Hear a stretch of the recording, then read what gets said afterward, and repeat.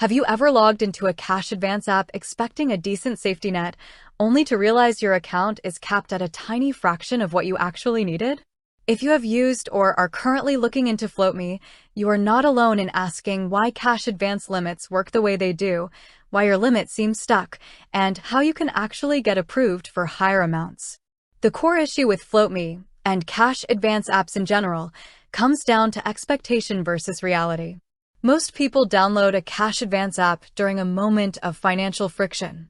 Maybe your checking account is hovering uncomfortably close to zero, gas prices just took a spike, or an unexpected bill hit 2 days before payday.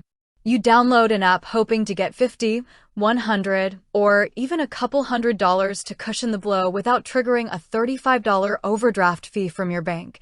Then you connect your bank account, wait for the algorithm to analyze your data, and discover your available limit is only $10 or $20. For many users, this creates immediate anxiety and frustration.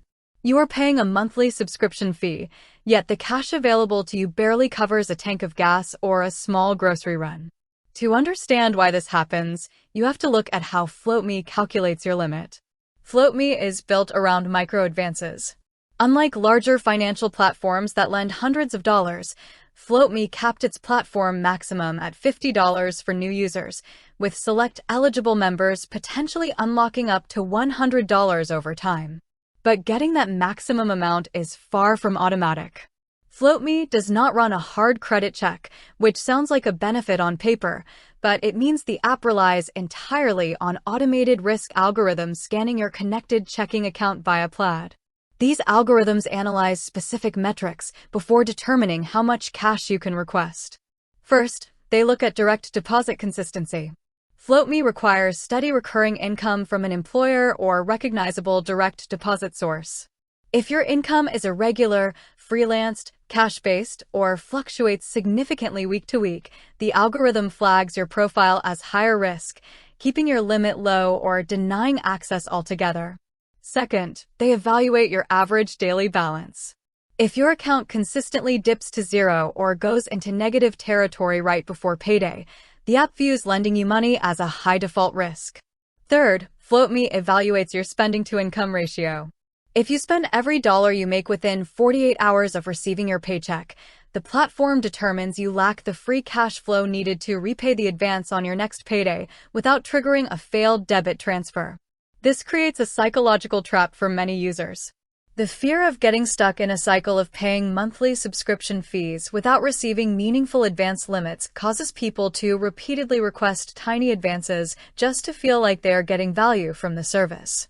However, relying on micro advances every pay period can mask deeper budget deficits rather than fixing them. So, how do you actually address this problem and optimize your limit? There are actionable steps you can take inside your banking profile to show the algorithm you are a low-risk user. Step 1 is establishing consistent direct deposits. FloatMe algorithms favor standardized payroll deposits that occur on fixed schedules, such as weekly or biweekly. If your income comes in through manual transfers or erratic mobile deposits, consider setting up an automated recurring direct deposit into the specific account linked to FloatMe. Step 2 is maintaining a positive cushion balance, especially on the days leading up to your paycheck.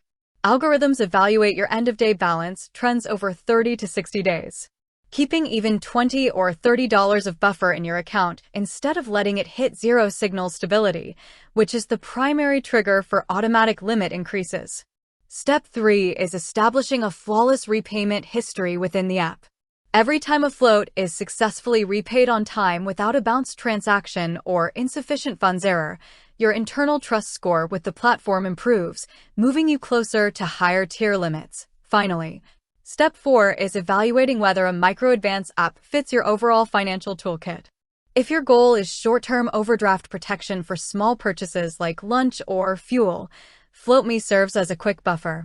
But if your financial needs regularly exceed $50 or $100, understanding how limits work allows you to make smarter decisions, explore alternative cash advance tools with higher ceilings, or focus on building a dedicated cash buffer in a high-yield savings account so you are never at the mercy of an app algorithm again.